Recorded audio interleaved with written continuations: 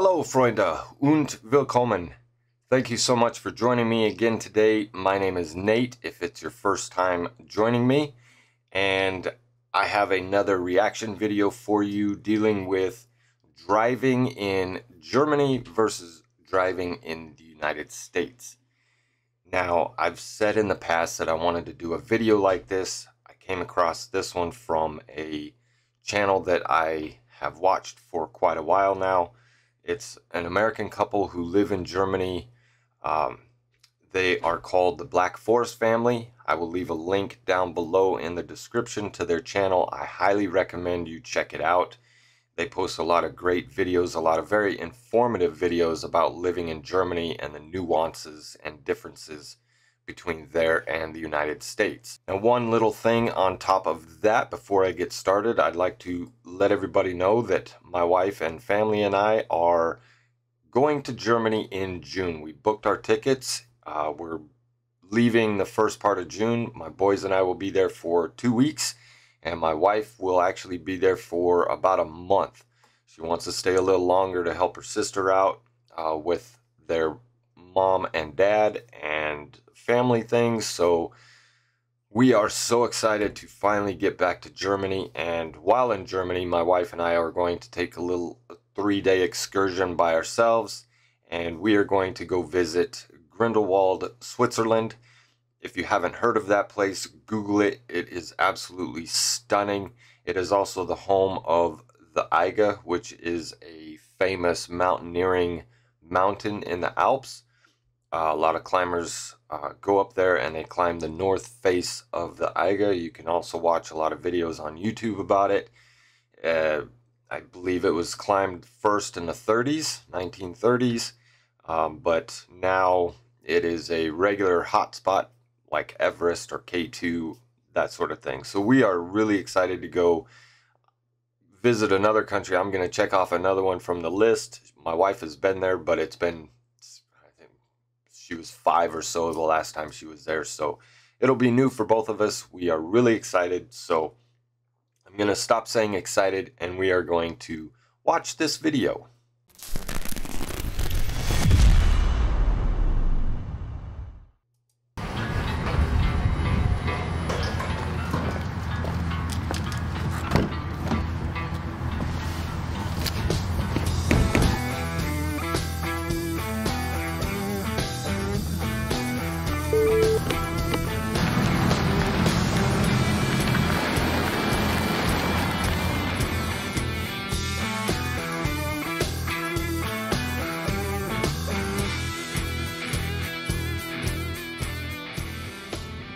Hi guys, welcome back to our channel. If you're new here, my name's Ashton. I'm Jonathan. And along with our son Jack in the back seat, we're the Black Forrest Family. Now, we've lived in Germany for quite a number of years and driven a lot of miles and kilometers in this country. But we thought it'd be a really fun video today if we took you along for a ride and showed you the ins and outs of what it's like driving here in Germany. And we'll also be driving in the United States to show you that there are some differences. Okay, so first things first. I think that one of the most noticeable differences for both Jonathan and I when we first moved to Germany in regards to the drivers was just how disciplined they are, especially when it comes to the rule that you pass on the left and you drive on the right. Yeah, so in Germany and really most of Europe, driving in the left on the highway or the Autobahn is used exclusively for passing. Although this is a rule for really every single country, Germany follows it all of the time. You'll notice when you're driving down the Autobahn, you pass somebody, everybody moves over to the right as soon as possible to give right of way to the faster drivers from behind. So when you're driving down the Autobahn, it is really a much less stressful experience knowing what everybody's going to be doing in front of you. You can anticipate other drivers very easily. But you know, technically this is also illegal here in the United States. You're supposed to pass on the left and drive on the right, but I feel like it's a law that nobody at all pays attention to. Yeah, and you know, unfortunately, it leads to a lot of road Truck rage, passing and a lot on of the very left. aggressive driving, and it forces people to pass on the right, which is also illegal, so it really doesn't make any sense. In Germany, the stoplights... Okay, so I could go on and on and on about driving in the left lane versus the right lane. Here in Phoenix, where I live, you are absolutely forced to pass on the right a lot of the times, which is so dangerous because people get on the interstate and immediately slide all the way over to the left. And there's no reason for it. They aren't going any faster than anybody else. They just want to be in the left lane. I have no idea why. Why do people insist on just going all the way over to the left? Now, in some cases where there's a lot of on-ramps onto the interstate, I understand not wanting to be in that far right lane because you're constantly slowing down or speeding up, letting traffic merge. And here where there's 7 million people, there's a lot of traffic. So I understand that. But to be all the way over on the left is so dangerous because people will be passing you on the right. If you're going slower than what people want to go, which I'm positive they're going to discuss speed limits and all of that because you can't compare the two without discussing speed limits. Here, people speed. They do not follow the speed limit. So if you're doing the speed limit and you're in the middle or left lanes, you are causing a traffic jam, a literal traffic jam. People are backed up behind you because they can't get around. So it's just dangerous. It's stupid. It drives me insane. And like I said, I'm going to be doing a video of my own about the driving differences. And maybe sometime this week, I will get some footage of me going to work early in the morning so there's more traffic. And just to show you that semi-trucks like to cruise in the left lane. There's no reason for it. I think actually in Germany they have a truck lane. It is the far right lane on the Autobahn that they are required to stay in. And that's, in their speed limit, it's actually 10 kilometers an hour slower than the rest of the traffic. That makes so much more sense because here you get 2 or 3 trucks racing down the road and none of them are going any faster than the others. So everybody behind them is just stuck.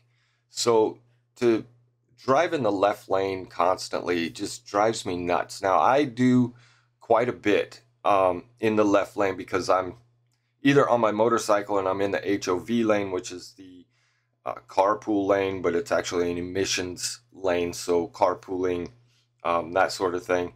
And motorcycles are allowed in that lane as well, just to stay out of the mix. And I will go around people as much as I can just because on a motorcycle it's more dangerous to be boxed in.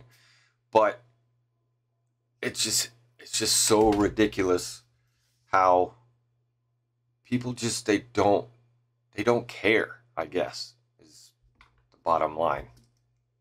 Are on your end of the intersection, not on the other side of the street. So honestly, for me, a lot of times it's actually hard to see what color the light is. Often you have to lean forward and look and kind of hold this position until you get the yellow and then the green light. Yeah, and you know, the cars tend to be a little bit smaller in Europe anyway, which I feel like almost exaggerates this issue.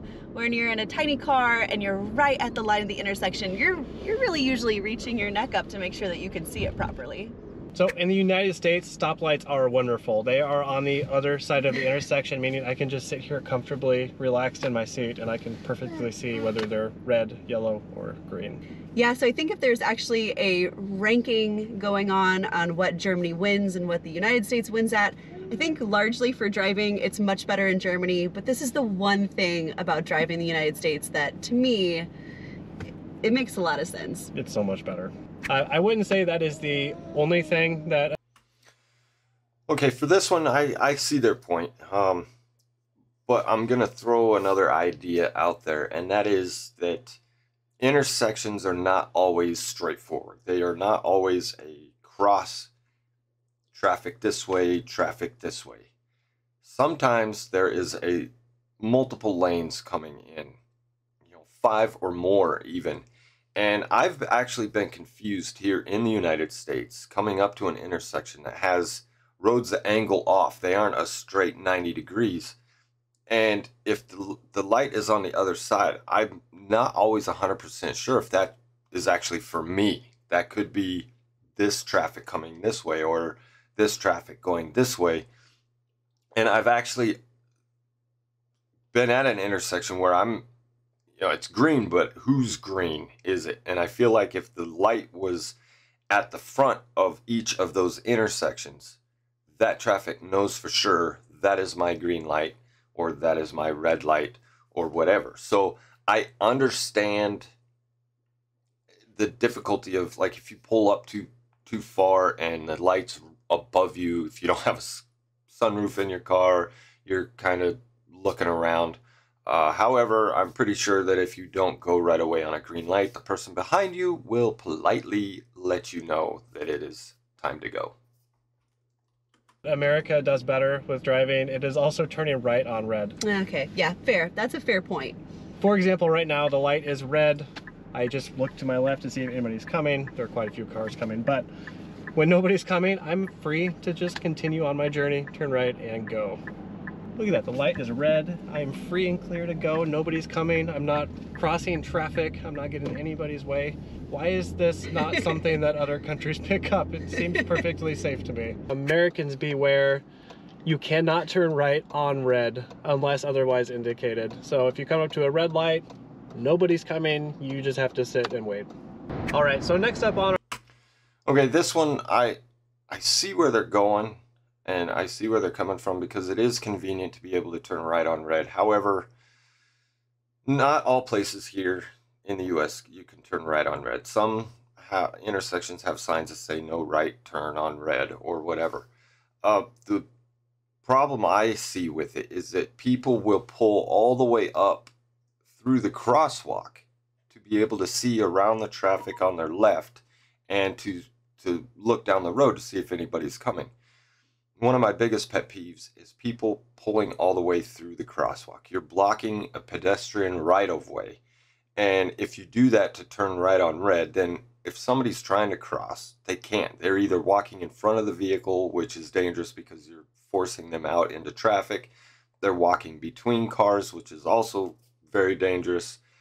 So turning right on red is not always ideal. I don't think that Germany got it wrong. I think they actually got that one right. On top of that, Europe in general has a much higher population of pedestrian and bike traffic, I feel like, than the United States. So maybe that's the big reason why you cannot turn right on red. Because as you can see with him, now he may have off camera, but he did not check right to see if anybody was starting to cross the road, because they had a red light, which meant most likely that pedestrian traffic had a green light so they could cross the road. Now, if somebody would have stepped out there and he's just looking left to see if traffic's coming, he would have ran them over. So very dangerous. So I don't feel like it's necessary to have a right turn on red all the time. Yeah, it might take a little longer to get where you're going, but it could be safer. On our list are the rules of the road, and in Germany these rules are followed to the T. Yeah, so not following the rules of the road will either get you a steep fine from the Polizei or a stern warning from the other drivers, whether it's honking or yelling at you, or my personal favorite, yeah, You used to do that all the time. They'll be sure to let you know when you mess up. So let's be honest, turn signals in the United States are optional and speed limits are just suggestions. And very true. Yeah, the left lane is often just a cruising lane. It's not a passing lane like it was originally intended. Yeah, I'd like to think that there are some really great drivers in the United States, but to be honest, sometimes the rules are more or less just guidelines. The code is more what you'd call guidelines than actual rules. So in Germany, it is very important to be observant and keep an eye out for speed cameras because they are often placed all throughout the city. In addition to like the fixed speed cameras, it is also possible that the police will have vans that they set on the side of the street, and those vans will have cameras inside of them. And they will also set out cameras randomly out on highways or roads, also connected to a van. And if you're speeding, they'll get a picture of you. That picture will come to you in the mail. However, in the United States, you kind of have to be like on spy mode all the time, looking out for cop cars, seeing if they're doing any radar shooting, because oftentimes, especially on the highway, they will pull off into a small little nook and sit there with their gun, or they're like wait on the other side of a hill waiting for you to come back down the other side. Or behind a building. There's always somebody there. At Yes. least in your mind, you think there's somebody there. Yeah, totally different, but yeah, it happens all the time. Yeah, and then they'll basically chase you down, lights and sirens, give you a ticket. I guess I was going about 65 tops. 7 miles an hour. And normally when I stop people, they pull onto the shoulder. Okay, so don't get me wrong. You can definitely find SUVs and large... Yeah, speed limits are a suggestion here. If you're not doing 10, 15, even 20 miles an hour over the speed limit here around Phoenix, then you are going too slow. It's ridiculous. And we don't have cameras in many places. There are on the east side of the valley, and I have seen a few temporary type deal. They tried passing, a law or whatever, where they could have cameras set up here, but everybody threw a fit about, it's against my constitutional rights, you're taking away my freedom, all that crap. Basically, they just didn't want to get caught speeding. I think that would lessen the amount of police force that needs to be out on the road. We've had officers killed from traffic accidents while they had somebody else stopped. So I think anywhere you go, you're going to have people that speed. In Germany, you just get cameras that catch you. Large vehicles in Germany. But in comparison to the United States, I would say that here they are far fewer and much harder to find. Well, look at the streets. On average, the vehicles here are far smaller than the United States, and it's really offset by a lot of smart cars and compact sedans, things like that. And the car we're in right now, which is a wagon, is actually probably the most popular. So we get it.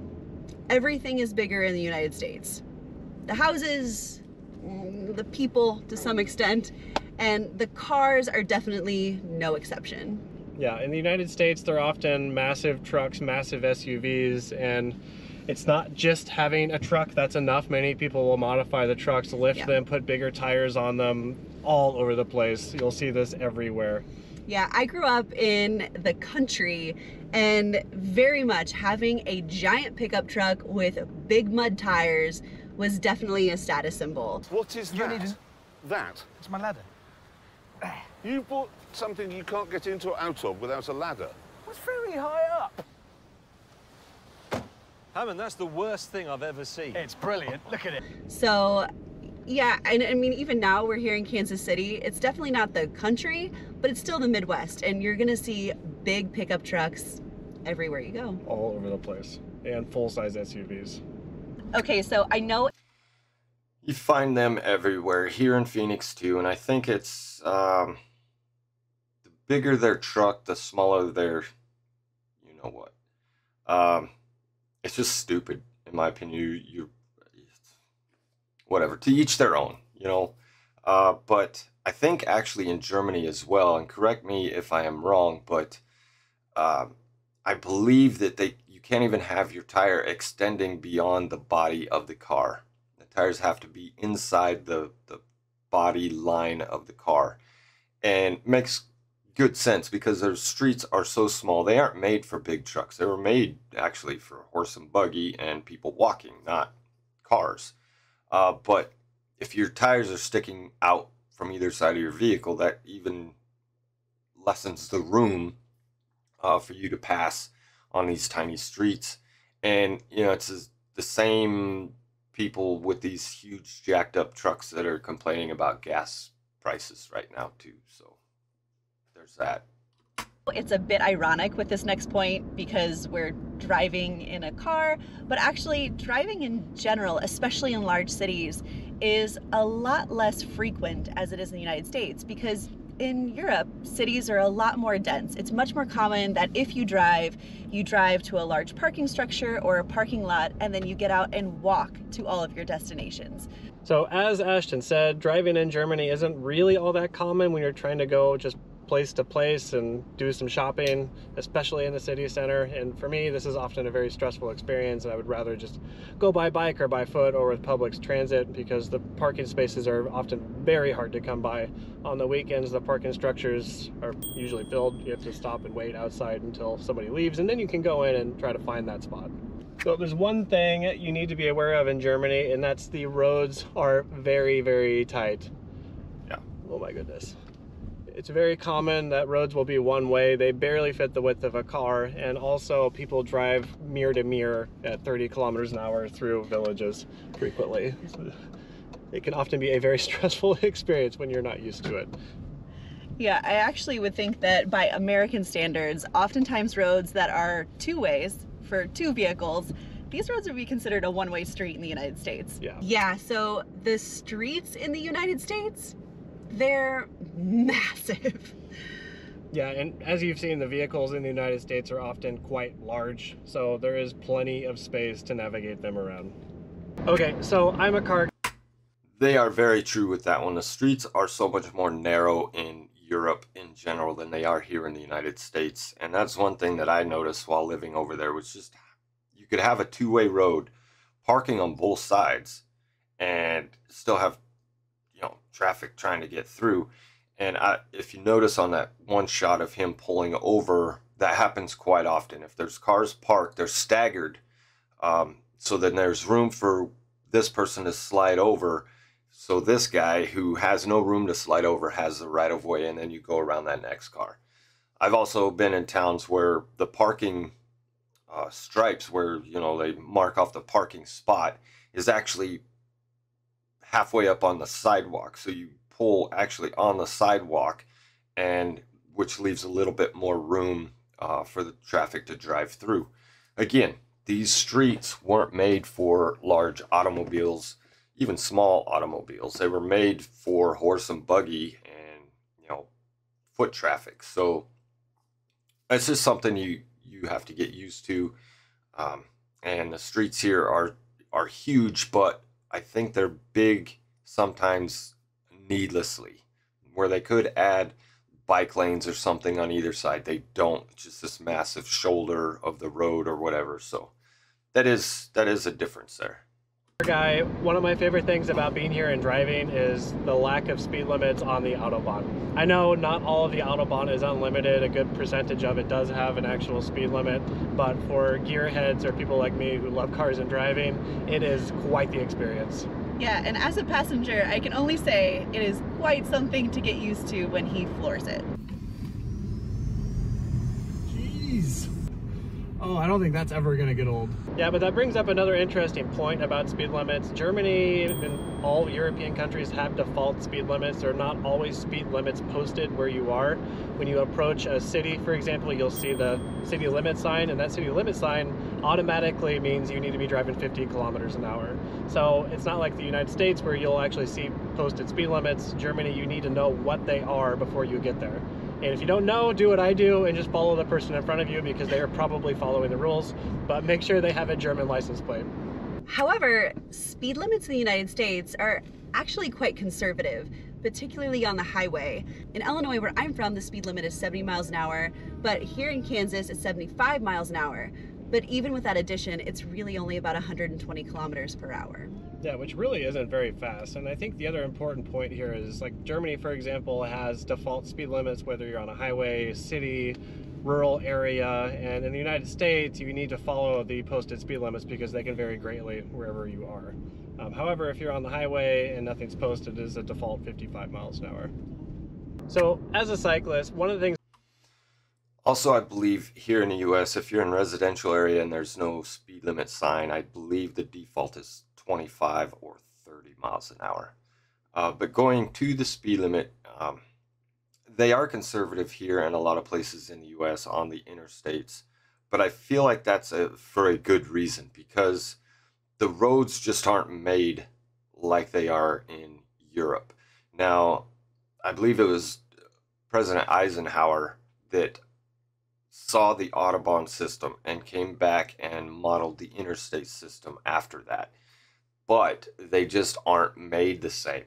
So there's a lot of roads out here where you think it would be perfectly fine to do 100 miles an hour or faster until you actually tried it and you launched your car off of a dip because the road is uneven, or you're going around a corner and there's no bank to the corner to accommodate higher speed. So the roads here just aren't made for speed. They are over there. So driving 100 miles an hour here is going to be extremely dangerous because the roads are just garbage.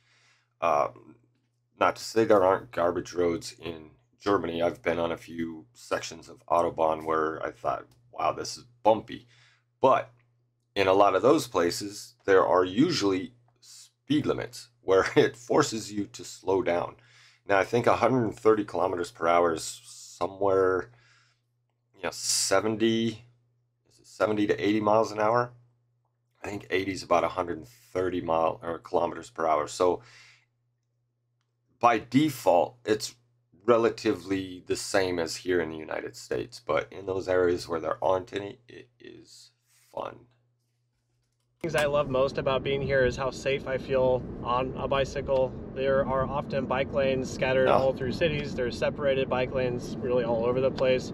I know it's not really on the same level as the Netherlands, but for our American viewers, Germany is by far better in regards to bicycle safety and infrastructure.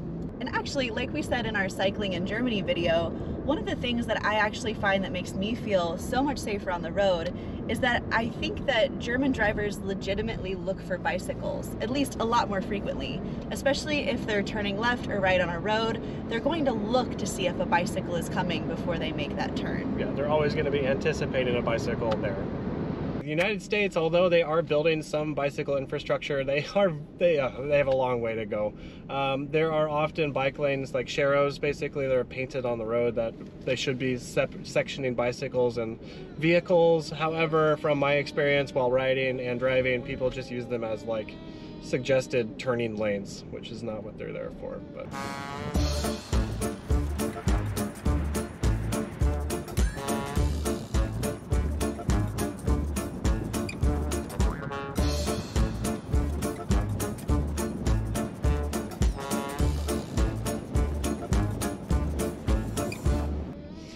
long way to go, I would say.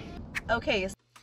I think another point about cyclists here, they're looked down upon for some reason. People actually won't give them room, target them almost, and I don't know why. It's like they feel entitled to the road if you're in a motor vehicle, and bikes shouldn't be allowed on the road at all because they slow traffic down. Well, no, they don't if they had proper bike lanes. So probably one of the other things that we've really noticed as Americans driving in Germany is this situation right here.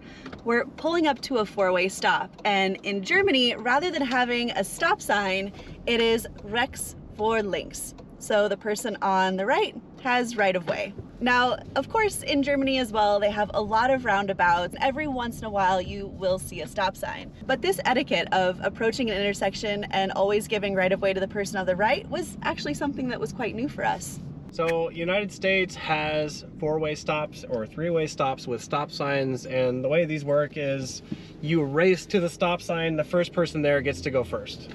That's basically it.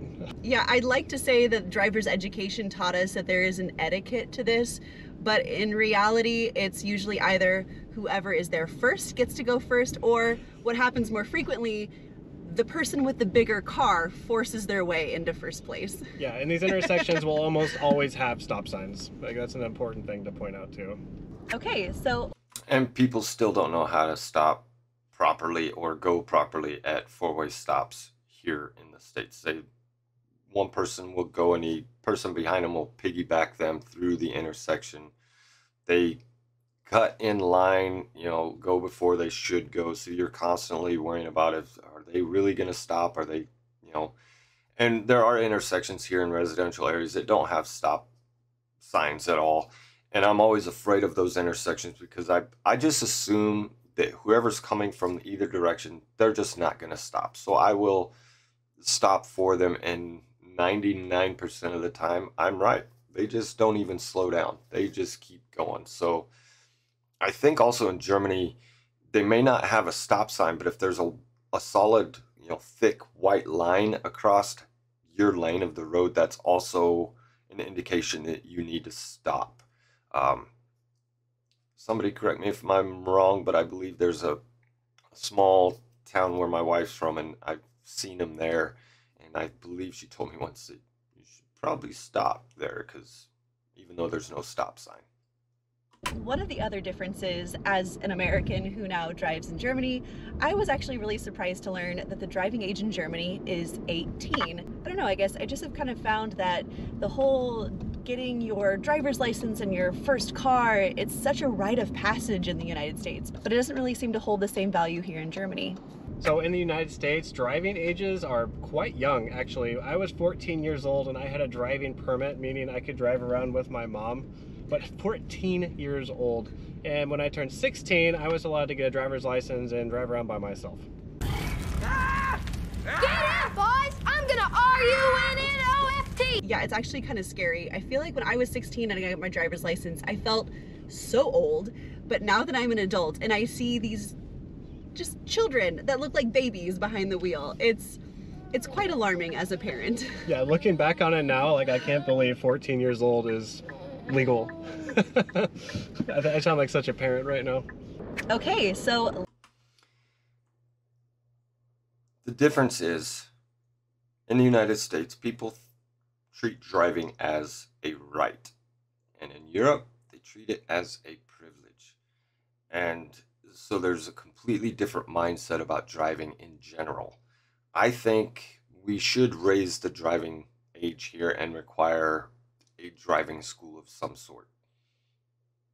My son actually just took his permit, and he did it online at home. It's like 20 questions or 30 questions. You pass, you get to drive with an adult.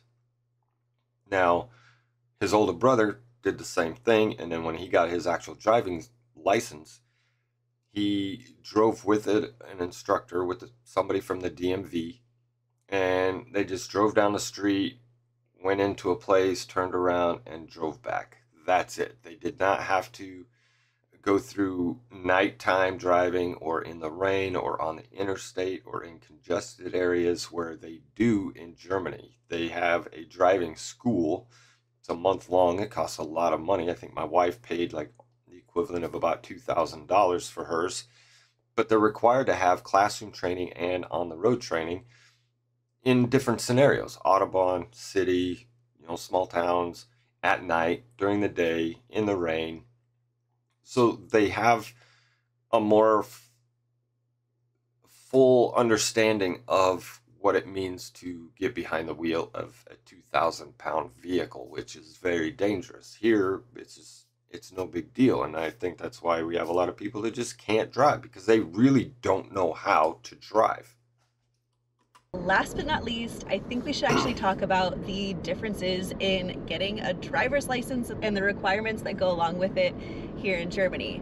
As you probably could imagine if you're an American watching this video, it's a lot more difficult to get your driver's license in Germany. It requires a significant amount of hours driving around with an instructor. You have a written test. You even need to learn CPR. You need to learn first aid.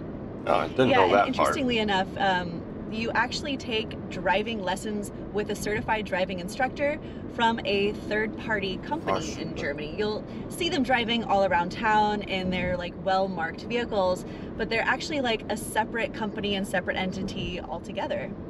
So I really think it's actually quite ironic, because my experience of getting a driver's license in the United States was totally different from Jonathan's. And I, in a weird way, think that really sums up what it's actually like to drive in the United States. For me, I was required to take a driving test that was part of our school curriculum. I had to log an entire semester of driving hours with like a driving professional. I then had to sit for an exam that I had to pass before I could even go to the Department of Motor Vehicles to get my driver's license. Yeah, all I had to do, because I had the permit when I was 14 years old, I had a certain number of hours I had to do with my mom in the car, and then I got to go to the DMV. I had to take a a vision test, and I had a written test that was very easy that I could take over and over again the same day if I failed it. And I had to drive around the block with an instructor in the car. Really, really easy. You know, in all honesty, I actually think this is a pretty decent example, I think, of why maybe American drivers just, quite frankly, aren't as good of drivers as German drivers, because there really isn't a standard across the country on education requirements. You don't have to know how to drive to have a driver's license. That's the scariest thing. Another point with the driving school, like she mentioned that she had to take a driver's ed course basically in school. I did as well. I didn't have to. It was an elective, but that didn't, I wasn't required to take that to get my license. I wasn't required to take it at all. But because I did take it, that decreased my insurance a little bit when I did get a license. So if you proved and could show that you had a driving course, that would lessen the insurance. Not by much, but every little bit helps when you're 16 years old getting your driver's license for the first time.